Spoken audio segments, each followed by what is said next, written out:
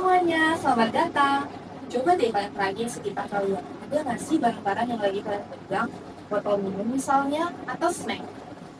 Pernah nggak sih kalian kepikiran bagaimana barang-barang itu bisa sampai ke tangan kalian? Di video kali ini kita akan bahas semuanya secara rinci. Oke, pertama, kenapa sih produk itu harus dikemas? Emang nggak bisa ya produk itu langsung dijual ke kita sebagai konsumen? Ternyata teman-teman, kemasan produk memiliki dua fungsi utama. Yang pertama adalah protektif, yaitu melindungi produk dari cuaca, benturan, oksigen, debu, bahkan pencurian. Yang kedua adalah promosional. Kemasan adalah wajah dari sebuah produk. Kemasan bisa menarik produk lebih laku dan sesederhana ini. Sekarang kita akan bedah masing-masing kemasan yang ada di sini supaya kalian paham masing-masing kemasan itu ada namanya, ada fungsinya, dan ada aturannya sendiri. Oke, yang pertama ini botol minuman. Ini termasuk kemasan primer karena produk di dalamnya langsung menempel ke dalam kemasan. Yang kedua ada yang namanya kemasan sekunder, yaitu produk yang di dalamnya ada kemasan primer. Nah, yang ketiga ada yang namanya kemasan tersier, seperti truk yang di dalamnya ada produk-produk yang akan disebarkan ke seluruh daerah. Sekarang dari frekuensi pemakaian ada 3 tipe.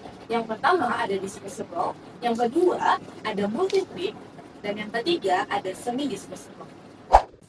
Terus, kalau misalnya suatu hari nanti kalian mau buat produk sendiri, gimana sih caranya agar kemasan itu bisa menarik konsumen kita? Kalau kata Kotler, si pakar marketing kita, ada 6 faktor yang mempengaruhi bentuk kemasan. Yang pertama, ada dari warna, bahan material, bentuk, ukuran, logo dan brand, dan yang terakhir adalah tipografi. Kita lihat ke label ini. Lihat berapa banyak info yang ada di sini. Nah, ada 6 hal yang wajib ada di label produk. Yang pertama adalah nama produk dan merek. Yang kedua, komposisi bahan. Yang ketiga, neto atau volume bersih. Yang keempat, nama produsen. Yang kelima, tanggal kedaluarsa. Terakhir, nomor izin dan logo halal. Nah, kembali ke pertanyaan awal tadi. Gimana sih produk itu bisa sampai ke tangan kita sebagai konsumen? Nah, disinilah distribusi menjawab pertanyaannya. Mari kita lihat prosesnya dari awal. Semuanya dimulai dari produsen. Mereka yang bikin produknya, mereka punya hak atas produk itu dan bertanggung jawab atas kualitasnya. Dari produsen tadi, produk dijual ke distributor.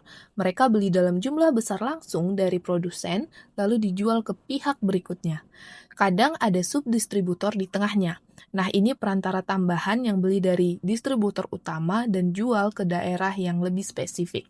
Lanjut ke grosir. Mereka beli dari distributor dan jual ke toko-toko atau pengecer.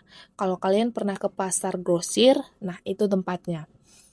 Dari grosir, barang masuk ke pengecer, seperti minimarket, toko kelontong, warung. Nah, mereka inilah yang jual langsung ke kita. Dan akhirnya sampailah ke konsumen.